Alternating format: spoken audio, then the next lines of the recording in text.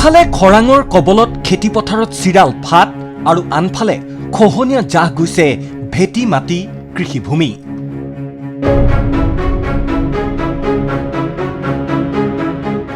প্ৰকৃতিৰ দুমুখীয়া প্ৰহাৰত সংকটত ৰাজ্যৰ হাজাৰ হাজাৰ পৰিয়ালৰ জীৱন আৰু জীৱিকা। বৰপেটা জিলাৰ মন্দিয়া সমষ্টিৰ দৃশ্য এয়া। বাংলিপাৰা, বানিয়াৰাপাৰা আৰু ডাউকমাৰী অঞ্চলত বেকী নৈৰ খহনীয়াত প্ৰতিদিনে জাহ গৈছে কৃষিভূমি, বাসগৃহ আৰু জীৱিকাৰ ভেটি। বছৰ বছৰ ধৰি জনপ্ৰতিনিধিয়ে প্ৰতিশ্ৰুতি দি অহাৰ পাছতো আজি কুপতি ৰাইজে নাপালে স্থায়ী সমাধান। এই অঞ্চলৰ ৰাইজে যথেষ্ট কষ্ট ভোগ কৰি আছে। বহুতে গৃহহাৰা হৈছে, খেতি বাতি নষ্ট হৈছে।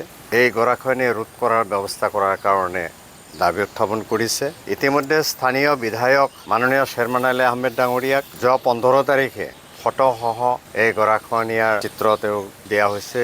সমগ্ৰ সমস্যা তেওঁক জনোৱা হৈছে।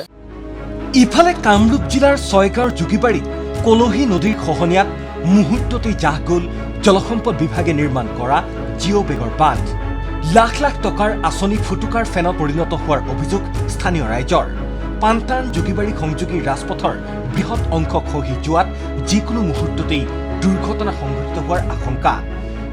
এতিয়া বৰষুণৰ পানী নিগৰি আহিছে ইফালে পৰা। এতিয়া গোটাই সমান হৈ আছিলে, গোটাই এতিয়া নদীৰ ফালে গৈছে। যাতায়াতৰ কাৰণে আমাৰ সুবিধা হ'ব, নহ'লে এইখিনি ভাঙি যাব গোটাই। আনহাতে বাক্সা জিলাৰ নাৰায়ণগুৰি আৰু ৰাগবিল অঞ্চলতো বেকী নৈৰ জলপৃষ্ঠ বৃদ্ধি পোৱাৰ লগে লগে ভয়ংকৰ ৰূপ লৈছে খহনীয়াই। স্থানীয় লোকৰ দাবী, আৰু প্ৰায় 20 মিটাৰ ভূমি খহনীয়া জাহ গ'লে মথাউৰিলৈ কঢ়িয়াব ভাবুকি। 2004 আৰু 2007 চনৰ দৰে যদি পুনৰ মথাউৰি ছিঙে, তেন্তে বাক্সা আৰু বৰপেটাৰ বিস্তীৰ্ণ অঞ্চল পুনৰ পৰিব পাৰে বানৰ কবলত। স্থানীয় পাৰিষদৰ আশ্বাস।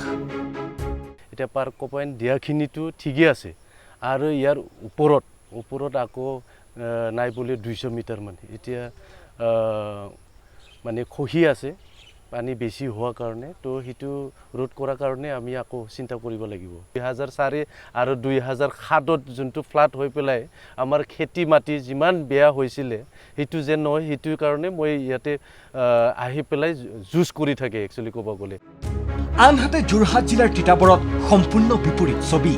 সময়মতে বৰষুণ নোহোৱাত হাজাৰ হাজাৰ বিঘা কৃষিভূমিত মেলিছে চিৰাল ফাট। প্ৰায় 70% কৃষক আজিৰ তাৰিখতো বৰষুণৰ পানীৰ ওপৰত নিৰ্ভৰশীল হোৱাৰ ফলত এইবাৰ নিৰাশাত ভুগিছে খেতিয়ক ৰাইজ। কোনোদিনে এনেকুৱা হোৱা নাছিলে, আৰু মানে কঠীয়া প্ৰায় 45 দিন পাৰ হৈ গৈছে, 2 মাহে হ'ব হ'ল।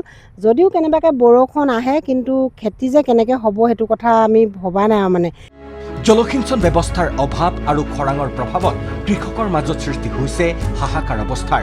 চৰকাৰক তাৎক্ষণিকভাৱে সাহায্য প্ৰদান আৰু স্থায়ী জলসিঞ্চন ব্যৱস্থা গঢ়ি তোলাৰ দাবী কৃষক ৰাইজৰ।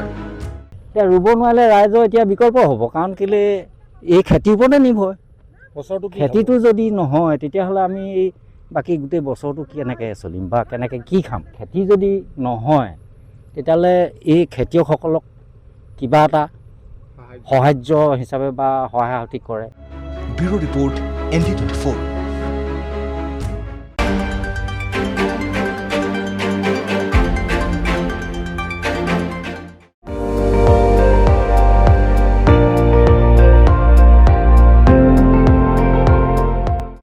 আপুনি চাই আছে ND24, সৰ্বশ্ৰেষ্ঠ নহয়, সৰ্বোত্তমৰ দৌৰত।